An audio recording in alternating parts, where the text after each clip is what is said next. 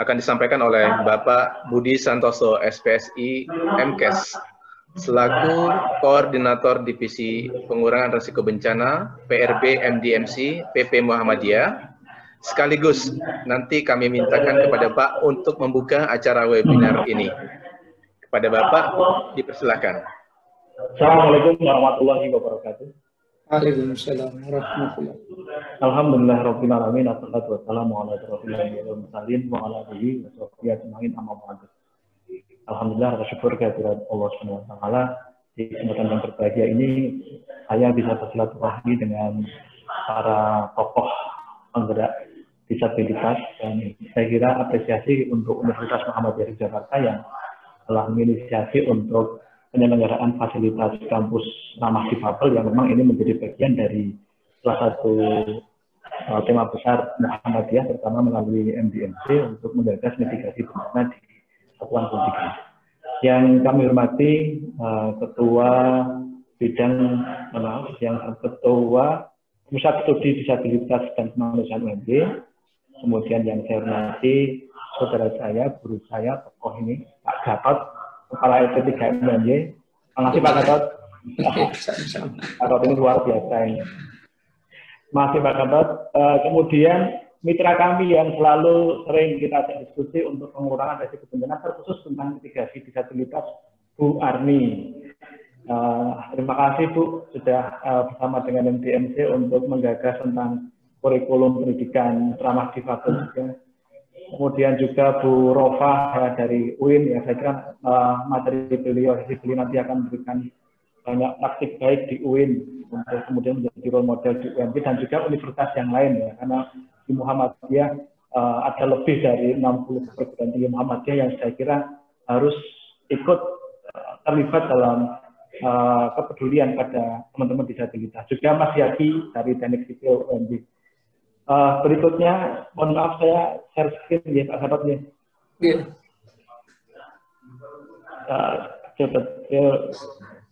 Baik,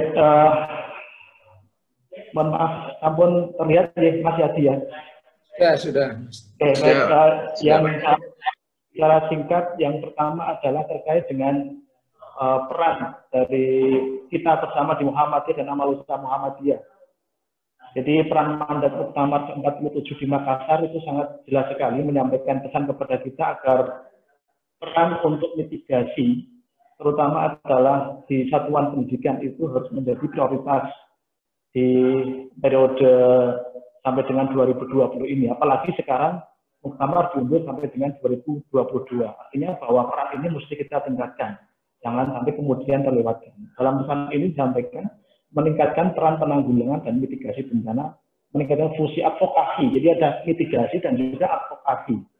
Nah, saya nanti para narasumber akan menyampaikan bagaimana sejauh ini keberpihakan kepada kelompok disabilitas itu masih jauh gitu ya dari harapan-harapan bersama. Kemudian saya juga aktif di forum pengurangan risiko bencana di DIY. Dan ini PR besar. Bagaimana kemudian akses publik itu mengadvokasi pelayanan yang berbasis ramah disabilitas. Dan UMB saya kira keren memulai upaya yang besar yang berpihak kepada kelompok disabilitas ini sangat luar biasa. Ini di mandat Muktamar saya kira ini memang harus kita lakukan secara bersama-sama. Baik itu di satuan pendidikan di perguruan tinggi maupun satuan pendidikan yang lain, ataupun di Amal Usaha Muhammadiyah yang lain. Tidak hanya kemudian di perguruan tinggi. Karena apa? Kalau kita lihat dari data Pusat Siar Digital Muhammadiyah per Oktober, itu menunjukkan bahwa angkanya sangat luar biasa Amal Usaha Muhammadiyah ini. Dan nanti mungkin Pak Gatot bisa merevisi ya, ini saya data agak lawas ini. TKI-nya ada 20.000 sekian, pesantren Muhammadiyahnya ada 300-an, kemudian Universitas Muhammadiyahnya ada 55, lebih ini saya kira. Kemudian Sekolah Tinggi Muhammadiyahnya ada 89, Akademi Muhammadiyah Aisyah ada 10, Institut Muhammadiyah Aisyahnya ada 7, dan Politeknik Muhammadiyah Aisyah ada 4.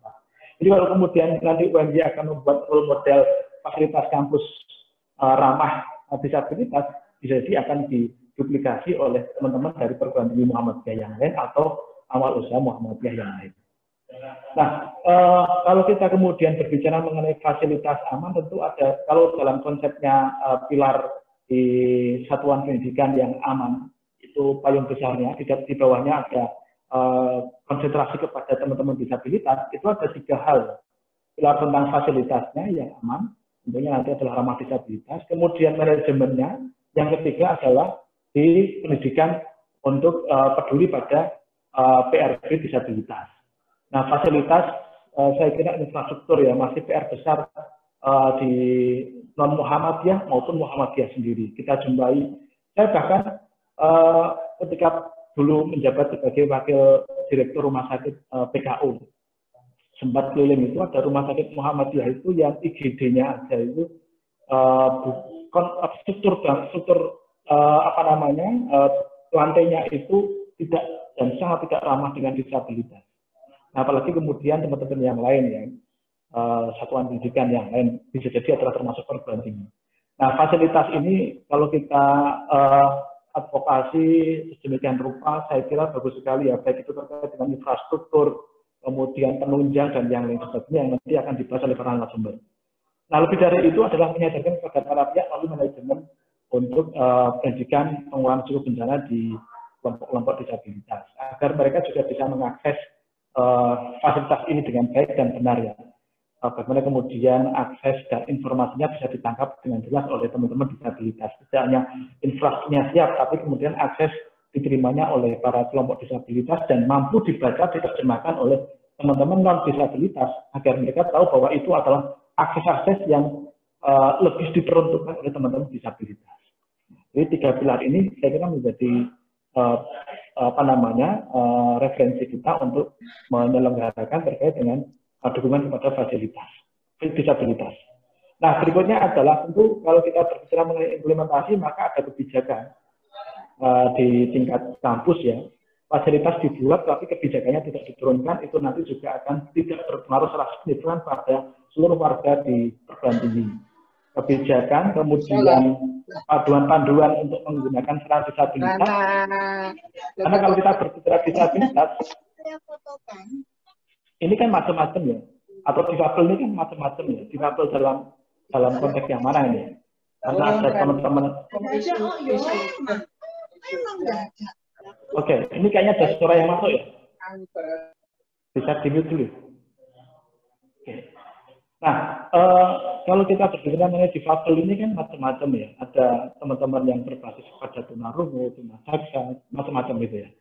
Nah, tentu semua ini harus terpayungi dalam kebijakan di level kampus yang notabene nanti akan menjadikan kampusnya sebagai salah satu model kampus yang sudah menerapkan fasilitas ramah difabel. Seperti kalau kita kemudian membuat sekolah aman bencana atau satuan pendidikan aman bencana, itu juga ada kebijakan-kebijakan yang mayungi seluruh warganya advokasi dalam kebijakan itu.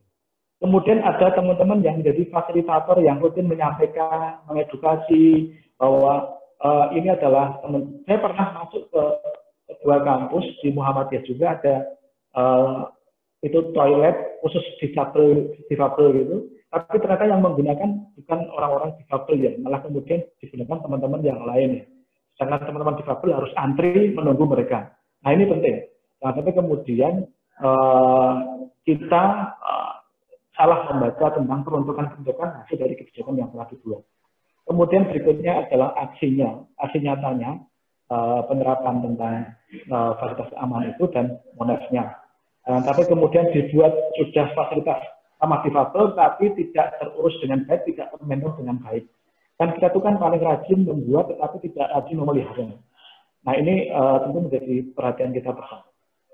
Terakhir, tentu kampus ramah difabel ini kalau dalam konteks kebijakan besar Muhammadiyah dalam upaya mitigasi bencana, karena kalau kita berbicara mengenai difabel ini kan kelompok rentan kalau dalam konteks penanggulangan bencana yang harus kita lindungi, kita jaga, dan kita ajak mereka berdiskusi partisipatif untuk membangun ketahanan mereka sendiri. Nah, sehingga kalau kemudian terselenggara fasilitas aman, maka satu sumber daya di satuan pendidikannya harus disiapkan, yang mengedukasi, yang memastikan monas dan maintenance fasilitasnya, kemudian kualitas dari sarananya harus dijaga dengan baik, jangan sampai kemudian setahun bagus dan berikutnya tidak bagus. Kemudian fasilitasnya juga aman, tidak berisiko pada para penggunanya, ini penting. Kemudian berikutnya adalah keberlangsungan dalam proses fasilitasnya juga terjaga dan kemudian konteks untuk keselamatan ini menjadi hal yang utama. Saya kira itu sebagai pengantar, dan terima kasih sekali lagi kepada Universitas Muhammadiyah Yogyakarta yang selalu bersama dengan Muhammadiyah Disaster Management Center Pendidikan Muhammadiyah untuk menggagas konsep satuan pendidikan yang berbasis kepada keberpihakan kepada penanggulangan bencana, terkhusus untuk kelompok rentan yang satu ini, yaitu kelompok difabel atau kelompok disabilitas. Dan saya sangat senang sekali, terima kasih Pak Gatot, Bu Arif, dan juga Bu Rofa, Bu Armi, dan Mas Yaki untuk personel ini. Insya Allah hasil dari ini akan menjadi rujukan kita. Di bulan Oktober itu kita akan selenggarakan, tahun lalu di 2019 kita selenggarakan namanya PIT, Pertemuan Ilmiah Tahunan Muhammadiyah untuk Mitigasi Bencana di Indonesia, tempatnya di UNY.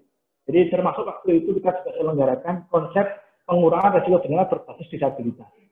Nah, di Oktober ini akan kita selenggarakan jambore untuk mitigasi bencana di seluruh Indonesia berbasis online.